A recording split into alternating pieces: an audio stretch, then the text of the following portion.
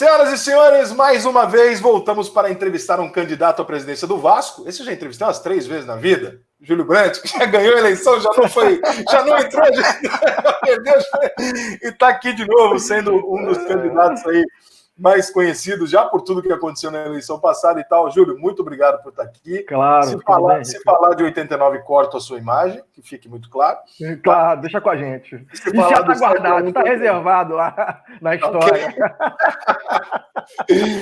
Vamos lá, Júlio, vamos fazer perguntas aqui para você. A maior parte são quase as mesmas perguntas para todo mundo, apenas uma ou outra que eu separo por pessoa, porque tem variações. Júlio, do que você vai viver se você se tornar presidente do Vasco? Tá rico o suficiente para tocar a porra toda? Deixa eu fazer antes uma observação, Rick. Primeiro eu queria te agradecer muito o carinho que você sempre teve, o respeito com a gente, com a Sempre Vasco, comigo. Como você falou bem, já é a terceira vez que a gente discute a eleição do Vasco, né? Você está aí me entrevistando desde 2014. Mas fazendo uma observação rápido, a gente ainda não decidiu o candidato. Sempre Vasco está naquela discussão interna. Todo ano, toda a eleição, a gente discute quem é o melhor candidato, quem é a melhor pessoa para representar o projeto, quem é a melhor pessoa mais bem avaliada pelos sócios e torcedores. E nós estamos nessa fase agora. Com muita tranquilidade, a pandemia nos atrapalhou um pouco, né? Mas nós estamos com muita tranquilidade, avaliando, e vamos lançar a candidatura na hora certa. Eu vim aqui porque eu não posso deixar de falar com você, claro. Eu obviamente tenho represento a Sempre Vasco. A torcedor já me conhece, o sócio já me conhece também. Então, é um programa importantíssimo. Você é um cara que dentro do futebol, como jornalista esportivo, tem um público imenso e tem um respeito enorme de toda a classe, tanto dos dirigentes, quanto dos jogadores, quanto do público, quanto da classe jornalística. Todo mundo te respeita muito. Então, nós estamos aqui por isso, e eu queria fazer só essa breve colocação, porque na hora pode não certa ser você. Você está falando pela Sempre Vasco, mas pode não ser você. Falando aqui hoje pela Sempre Vasco, exatamente. Não, sem problema. Mas se for você, tá rico já? Cara, olha só, eu sempre digo o seguinte, eu me programei, o Vasco para mim é um grande MBA, né? E eu programei eu tenho no meu desenvolvimento de carreira já previsto esse meu afastamento do mercado por 2 anos e meio para estudar. Isso eu já ia fazer. E programei minha vida para isso. Em 2016, eu passei por uma universidade americana, estava indo para os Estados Unidos quando veio a eleição, segurei aquela ida para concorrer novamente. Então, assim, para mim é a mesma história, ou seja, um investimento em MBA é um investimento hoje de 300, 400 mil dólares, né, que aí, o dólar de hoje estão falando de 2 milhões de reais, é um investimento que eu já tenho previsto, e é claro que o Vasco, para mim, é muito mais do que isso, para mim, para qualquer um, né, é muito mais do que qualquer curso pode oferecer. Eu tenho, claro, a minha consultoria, tenho meu trabalho que continua, a despeito da minha posição executiva, eu tenho a minha empresa própria, tenho meus clientes na minha consultoria, isso vai continuar, eu continuo fazendo, não atrapalha em nada, pelo contrário, só ajuda, né, a ambos os lados, porque é o mercado, na verdade. Então existe uma sinergia muito grande entre o mercado que eu converso e as coisas que vão acontecer, né, as coisas meio que são sinérgicas. Então, é claro, eu tenho uma programação financeira para isso. É óbvio que, em termos profissionais, você tem uma redução de rendimento. Claro, o Vasco é uma posição não remunerada, mas isso está totalmente planejado. Aliás, mais do que planejado. Eu tenho isso planejado há 7 anos, praticamente, quando em 2013 nós começamos isso lá atrás. Então, eu diria que hoje está mais planejado do que um dia já esteve planejado.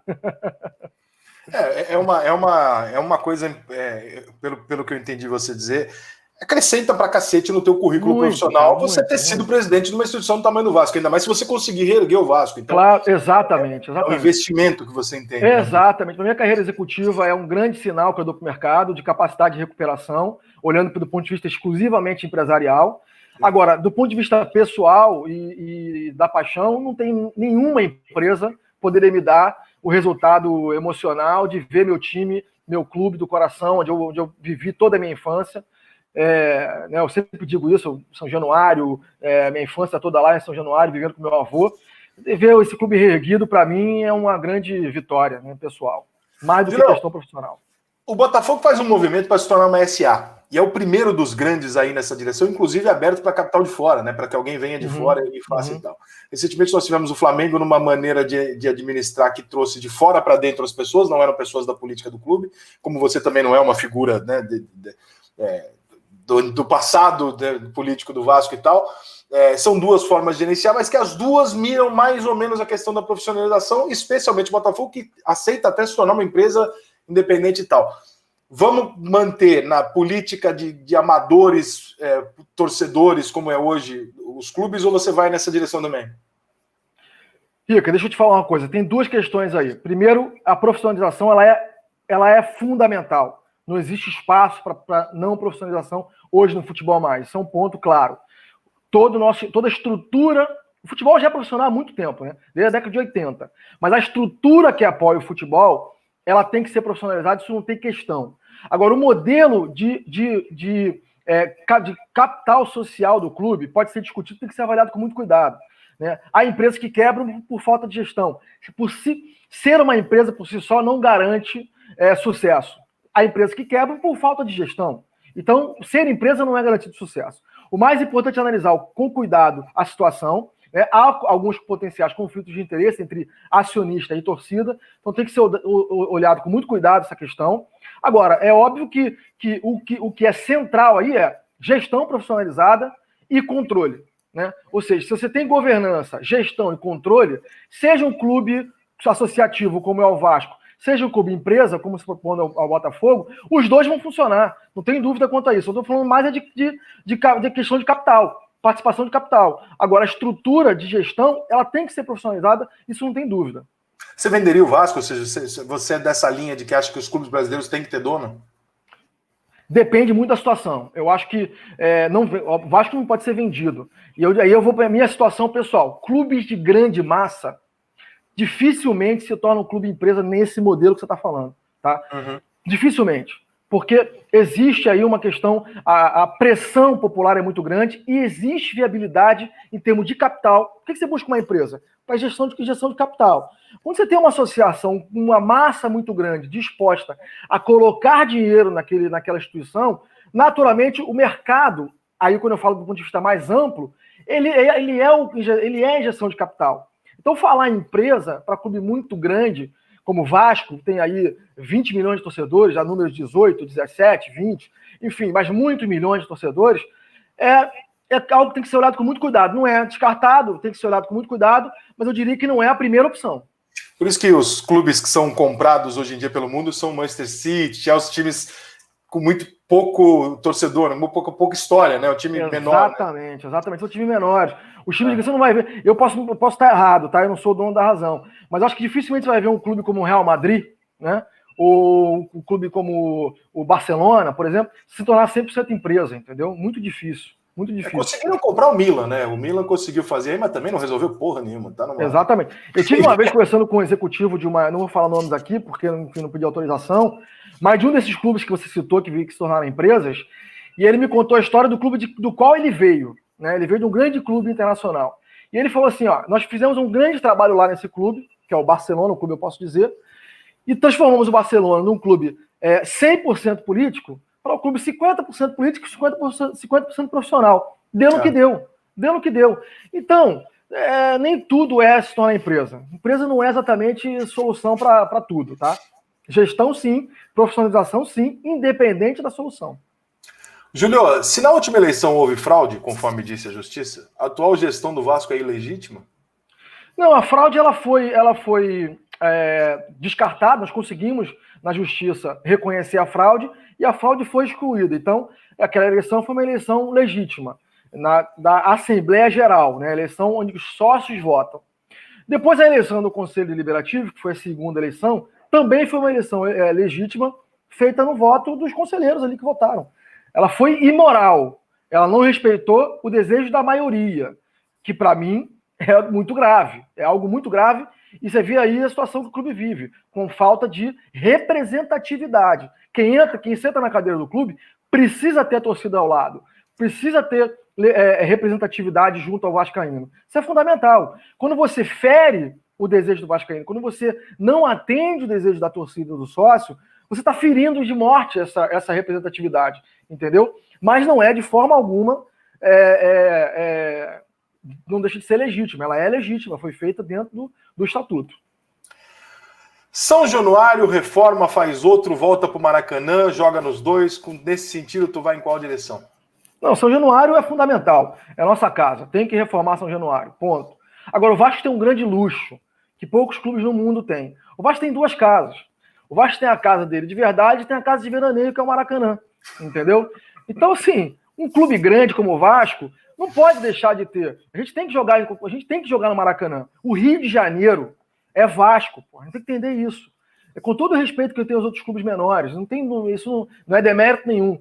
Mas a grande torcida é a torcida vascaína no Rio de Janeiro. Junto com a do nosso arquirrival, claro, sendo aí bem justo. Né? E o futebol precisa de massa. O Maracanã, não é que o Vasco precisa do Maracanã. O Maracanã precisa do Vasco. É o contrário. O Maracanã precisa do Vasco. Sem o Vasco, o Maracanã não fecha as contas. Esse é um fato. Então não é o Vasco que precisa do Maracanã. O Maracanã precisa do Vasco para ficar de pé. E o Vasco não pode abrir mão, como um time grande, que bota no jogo de Série B 70 mil, não pode abrir mão do Maracanã. E o nosso, nós temos 2, nós balanceamos. Isso é muito bom para o mercado. É balancear. Joga aqui, joga lá. Isso é bom para todo mundo. Então depende, é um luxo que nós temos. É um luxo que nós temos. Diferente de outros que não querem jogar, depende do jogo, claro. Se precisar de 70 mil, tem o Maracanã. Se precisar de 15, 20, tem São Januário. Né? Exatamente. É um luxo. Você ter 2 é um luxo, realmente. É um luxo. Nós temos isso hoje. Então, amortizado. Agora, tem que reformar São Januário, principalmente para dar mais segurança e mais conforto aos vascaínos que lá vão visitar o clube ou ver jogos. Júlio, 2021, você eleito, ou a Sempre Vasco, vai ter um time forte já o Vasco em 2021? O Vasco, com a gente lá, o Vasco vai ter um time competitivo, isso não tem a menor dúvida. No primeiro ano? Já em 2021. Tá? Já em 2021. Isso não quer dizer gastar dinheiro ou contratações. Isso quer dizer injeção de ânimo, injeção de perspectiva, injeção de participação de pessoas que hoje estão com a gente no projeto. E aí eu tenho muito claro. Nós temos no nosso grupo hoje, que estarão presentes no nosso projeto, não são só apoiadores, os maiores campeões da história do clube. Edmundo, Pedrinho e Felipe. Né? Felipe é o cara que mais ganhou título com a camisa do Vasco. Né? Edmundo dispensa apresentações e Pedrinho é o cara mais querido e mais que mais paixão desperta na torcida. Meu amigo Pedrinho também. Então, esses caras dentro do vestiário tiram leite de pedra. Pô. A verdade é essa. Não só pela competência que tem, pela capacidade que tem, como pelo respeito que tem dos atletas. Isso a gente vê hoje acontecendo. Né? O respeito que tem. E, é claro, a nossa gestão vai ratificar, vai fortalecer o respeito do vestiário, que é mostrar para os jogadores que o sinal mudou, de negativo para positivo. Agora, é claro que como qualquer situação, desde um paciente no hospital até uma empresa, até o Vasco, precisa de tempo para recuperar. Isso é óbvio, ninguém recupera, entra hoje e recupera amanhã. Isso não vai acontecer. Agora, a recuperação moral e a disposição é imediata, isso eu tenho certeza.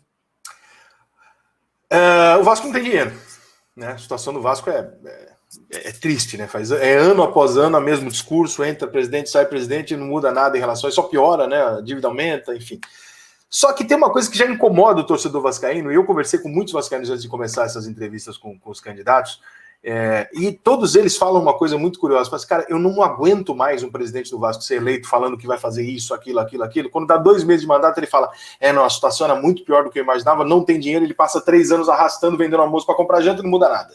Por que você não vai ser mais um desses caras? Deixa eu te falar uma coisa, primeiro é o seguinte, o Vasco, não é verdade que o Vasco não tem dinheiro, o Vasco tem dinheiro. O Vasco não é um clube pobre. O Vasco não é um clube pobre. Eu discordo disso, assim, frontalmente. Tá? E os números mostram isso. Um clube que fatura o que o Vasco fatura não é pobre. Não dá para dizer que o Vasco é pobre. E mais, o clube que tem a capacidade de faturamento que o Vasco tem é menos pobre ainda. O clube que tem uma torcida que o Vasco tem não é pobre. Não dá para dizer que o Vasco é pobre. É a analogia que eu uso com o Brasil. Quando eu vejo alguns políticos dizendo, o Brasil é um país pobre. País não pode. Que país é esse? Que país que é pobre? Que é mal gerenciado. Né? Oitava economia do mundo, porra. Não pode ser pobre. Então, é tudo, menos pobre. Sim. É tudo menos... É o caso do Vasco. É tudo menos pobre. Quer dizer, então você tem ali uma incapacidade gerencial absurda de mais de 20 anos. Então, não há empresa no mundo, a Google, Microsoft, qualquer uma delas que você escolher aí, cita qualquer uma, que sobreviva a 20 anos ininterruptos de má gestão. É impossível. Estou falando de má gestão para ser camarada, né? Mas como conselheiro eu conheço o intestino do clube hoje, né? Então sou conselheiro, estou indo para o meu terceiro mandato de conselheiro, né? Então você hoje dizer que o Vasco é pobre é mentira. E eu afirmo isso ao vascaíno. Isso não é verdade. O Vasco não é um clube pobre. O Vasco é um clube mal gerido e que os recursos não vão para onde devem ir. Tá? E esse é nossa principal função. Fazer com que os recursos sejam bem geridos. É isso. E aumentar o faturamento, claro. O Vasco não pode faturar o que faturou no último ano. Uma piada. Você não vai chegar daqui 2 meses e então falar, gente, eu não sabia que o problema era tão grande. Você sabe o tamanho do problema. Isso pode estar gravado aí, né?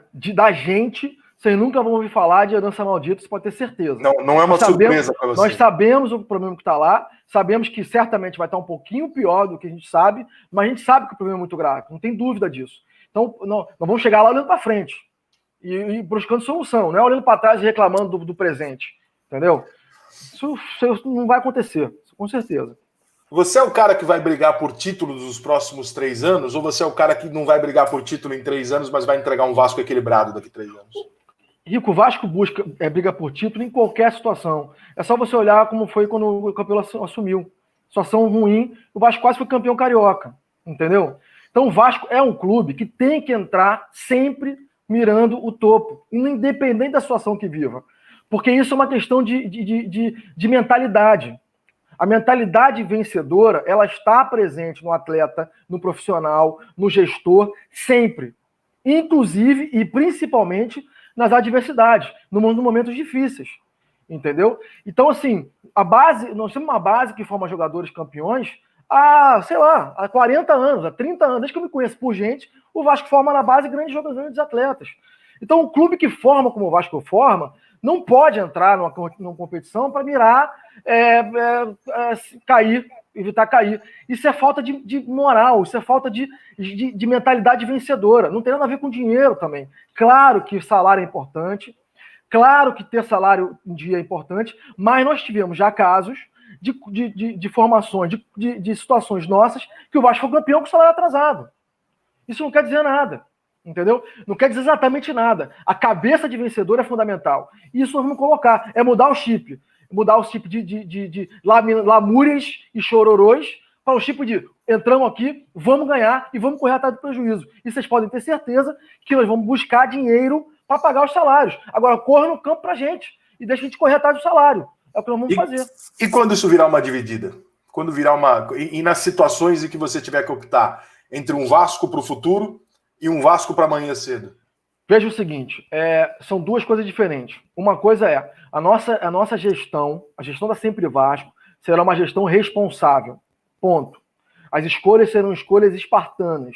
No Vasco não comporta pirotecnias. Não dá. Quer dizer, a gente tem que ser criativo e agressivo e pensar grande no faturamento e ser espartano no custo.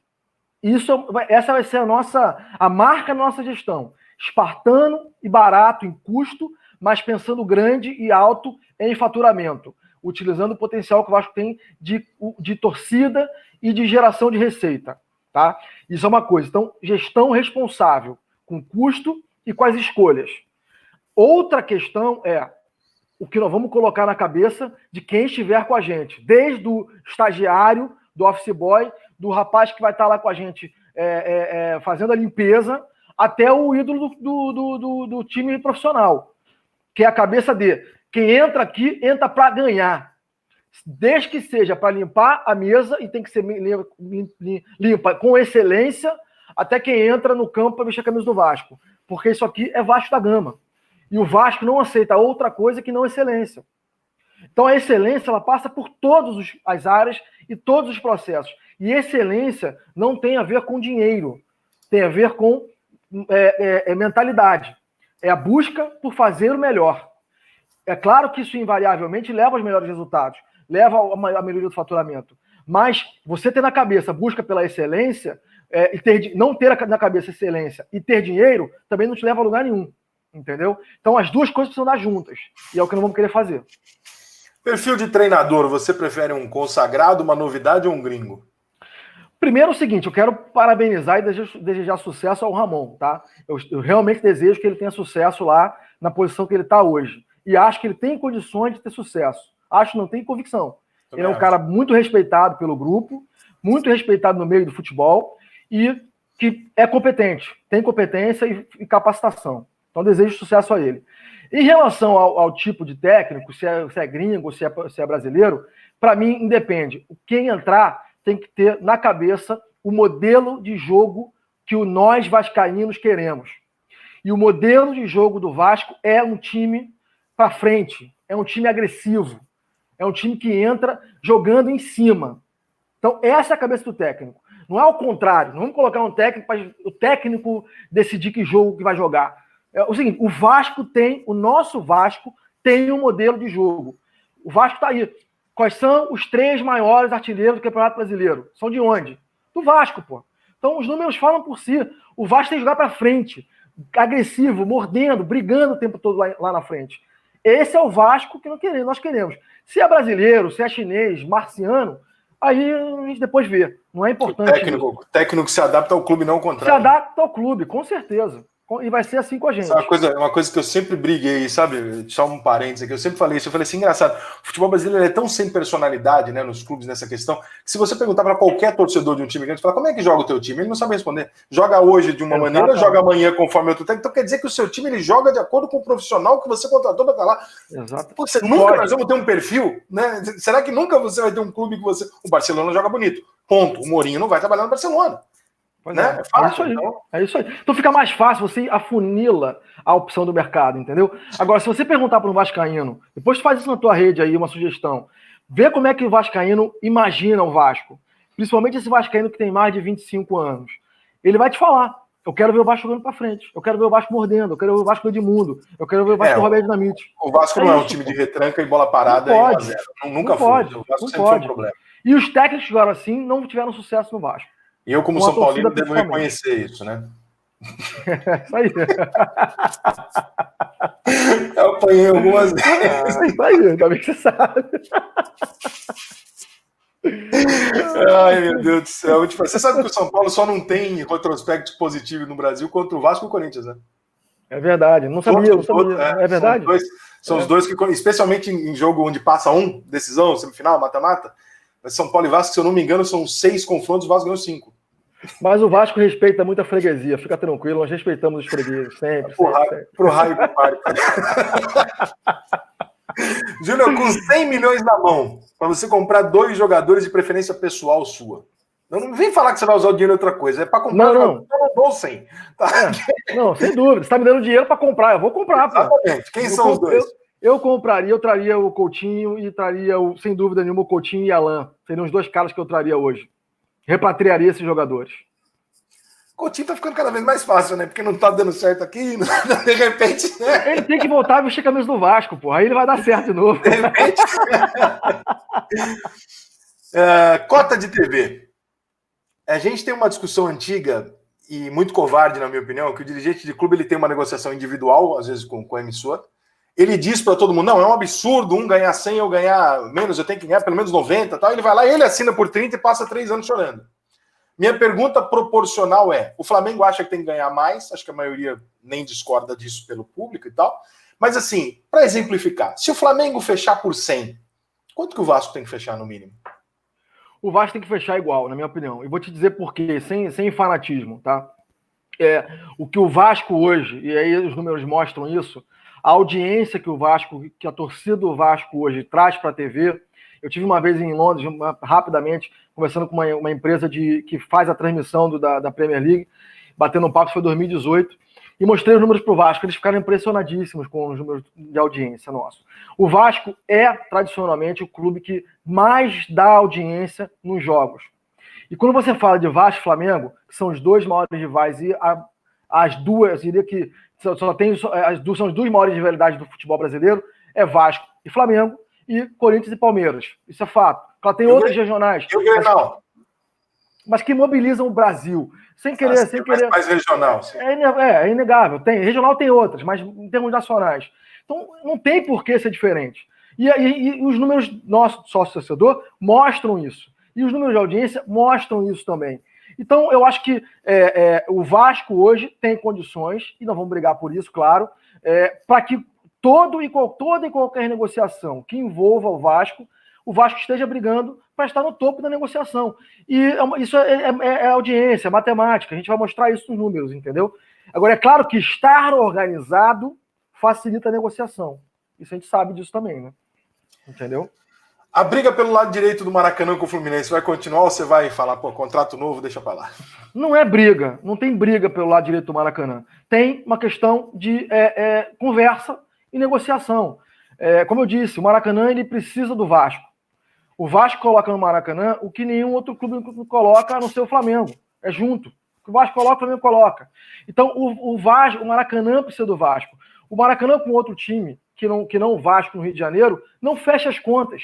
Então, isso é uma conversa que, sentando na mesa, negociando, sem bravata, sem essas bobeiras, vou lá, vou brigar, não é isso. Tem que sentar na mesa, discutir contrato, observar o direito de quem entrou na negociação e assinou o contrato na hora correta, claro, porque tem lá um contrato assinado, tem que ser respeitado, mas mostrar o número, mostrar os fatos e fazer uma negociação a partir daí. Eu tenho certeza que todos os que estão aí hoje, os dirigentes que estão hoje nos clubes do Rio de Janeiro, entendem a lógica empresarial, entendem o negócio e vão saber entender que vai, no final das contas, o Vasco está lá, vai ser bom para todo mundo, pro futebol carioca, pro Maracanã e pro espetáculo. Torcida organizada, aquela discussão de sempre, aquele problema de sempre. Como é que você vê? Uma relação que você tem que ter próxima, não tem, o clube tem que ignorar, faz mal pro clube, faz bem, enfim. Torcida organizada é parte do folclore do futebol brasileiro e mundial. Esse é fato. Ela tem que ser tratada como torcida organizada e não como outra coisa. Ou seja, a gente não pode admitir que torcida organizada faça violência ou se envolva no crime. Isso é outra história. Aí não é mais torcida organizada, aí é outra coisa, né? Agora, o nosso modelo é muito bom, é muito simples. A gente tira a torcida organizada dessa área cinza e traz a torcida organizada para o modelo que nós queremos no Vasco, um modelo organizado, empresarial, que tenha um negócio e que a gente consiga usar o Vasco, por exemplo, o nosso fabricante de material esportivo, para gerar, junto com a gente, produtos específicos para a torcida organizada, para que a torcida organizada possa ter faturamento com o seu negócio e seja responsabilizado pelo seu negócio, entendeu? E não conlui com o clube. Agora, não podemos... Eu vivo Maracanã desde 4, 5 anos de idade, né? Cantei a música de todas as torcidas organizadas do Vasco já no estádio, São Januário, no Maracanã, né? Então não dá para a gente tirar a torcida organizada. É parte integrante do show, mas como torcida organizada e legalizada. Essa pergunta aqui é diferente para cada um, tá? Porque o que eu perguntei para os meus amigos vascaínos? Eu perguntei para quem não vota no Brant. Falei, por que você não votaria no Brant? Fiz essa pergunta sobre o Fred, fiz essa pergunta sobre o Levin e tal. E algumas pessoas que falaram que não votariam em você disseram o seguinte: eu não votaria pelo seguinte, por exemplo, o Brant criticou pra caramba agora o Levin com o negócio do Yaya Touré. Eu nem vi você criticar isso, mas todo mundo falou isso. Mas ele fez a mesma coisa com o Eto'o. Eu falei, tá, vou perguntar. Você ficou... Vou te falar, primeiro eu não critiquei o Levin de forma alguma, né? Não critiquei em nenhum momento, zero, nunca critiquei. Segundo, que não são situações completamente diferentes. E eu vou dizer para você qual é a diferença. Eu só sentei com o Eto'o após a vitória, após o resultado da justiça da ONU 7, quando nós levamos a vitória da ONU 7. Só ali, então, na primeira semana de janeiro, eu sentei com o Eto'o em Paris para negociar com o Eto'o. Vou explicar por que eu fiz isso. Nunca na história do clube, de 120 anos de clube, aconteceu o que aconteceu. Nunca. Então, eu já tinha ali uma segurança, uma relativa segurança, de que podíamos sentar com o Eto'o. Eu desafio qualquer vascaíno que está aí me vendo a procurar uma sequer menção minha em campanha, em eleição, de qualquer jogador, muito menos do Eto'o, prometendo o Eto'o, dizendo que eu vou assinar com o Eto'o, coisa parecida. Não falamos de Eto'o em momento nenhum na campanha de 2017. O Eto'o surgiu, sim, depois da minha eleição, depois de eleito, depois da justiça ter nos dado a vitória, anulando a ONU 7, e mesmo assim, porque vazou. Eu não falei do Eto'o em momento nenhum. Isso vazou por um jornalista italiano, que a gente estava no Le Fouquet, um restaurante grande, conhecido em Paris. Nos viram lá, obviamente viram o Eto'o lá, né? E não eu, ninguém me conhece. Foram investigar e descobriram quem eu era. E aí publicaram lá, e depois o Anselmo Góes Góes, no mesmo momento, o Anselmo Góes publicou aqui no Globo. E aí, óbvio, que aí explodiu no mundo inteiro, todo mundo começou a falar disso e a gente se posicionou. Mas eu nunca declarei do Eto'o. E a ideia não era declarar, a ideia era realmente guardar segredo, porque só poderia vir no meio do ano, porque ele estava jogando na Turquia, ele teria que sair do jogo do contrato dele da Turquia, e ele seria anunciado na posse, mas só viria a jogar com a gente logo depois na janela do meio do ano, entendeu? Mas então não anunciaríamos naquele momento. Você me gera mais duas perguntas, então. Então, tá bom. O Leven está errado no que ele fez? É difícil julgar, né? Cada um tem uma estratégia de campanha. Eu não faria isso, a minha opinião. Eu não faria como nunca fiz. Como não fiz, não anunciei na campanha de 2017 nenhum candidato, entendeu? Nenhum jogador. Não faria isso, mas aí cada campanha tem uma estratégia, né? E dessa vez, se eleito, não vai ser o Eto'o, mas haverá um Eto'o na sua cabeça de o Vasco precisa trazer uma figura desse tamanho?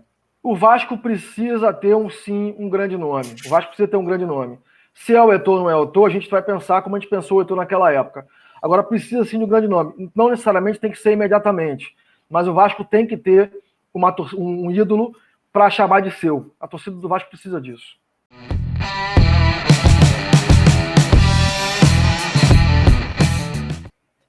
Camisa preta ou branca? Preta. Romário ou Edmundo? Edmundo. Aí é parceria da chapa, né? Mas eu acho mesmo, não tem parceria da chapa, eu acho mesmo. Não tem, é mais identificação com o clube, né? Pontos corridos ou mata-mata? Mata-mata. Copa Sul-Americana ou Copa do Brasil? Copa do Brasil. Campelo ou Eurico? Eurico.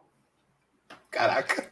E eu vou te explicar, posso explicar? Pode, essa pode, porque é curiosa. Pois é, o Eurico, ele é autêntico, ele era o que ele era, ele foi feito por ele mesmo, autêntico, ele era o cara quando ele teve sucesso, e ele, durante o período em que foi vice de futebol, ele fez alguma coisa, efetivamente. Né? Depois que foi presidente, foi um desastre. Mas como vice de futebol, ele entregou muita coisa para o Vasco, ele fez muita coisa para o Vasco. Então, mas como presidente não entregou, mas como vice de futebol fez. A gente tem que reconhecer e dar a César o que é de César. Fred Lopes ou Leven, se você não fosse candidato? Fred. Eu viria o programa dos dois, e claro, mas eu acho que o Fred seria uma pessoa que poderia conversar.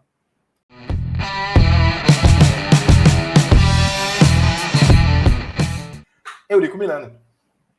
5. Campelo. 1. Fergi. 6. Roberto Dinamite. 10. Rede Globo.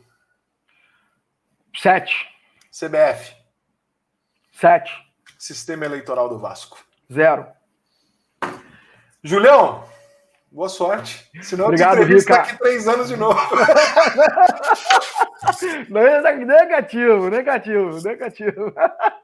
A pessoa que está assistindo aqui não lembra, mas eu fiz uma entrevista com você, a última eleição. Eu tive a participação nessa história toda de fazer uma live com você e o Campelo. Juntos, os dois falando as mesmas coisas e tal, e de repente com aquela situação de merda, eu falei, gente, mas peraí, junto. É verdade. Dessa vez você tá sozinho na entrevista, acho que esse muro aí atrás de você não vai assumir o Vasco, então um abraço, Júlio, obrigado. Valeu, um abraço, fica com Deus, Boa tchau. sorte. Obrigado, valeu.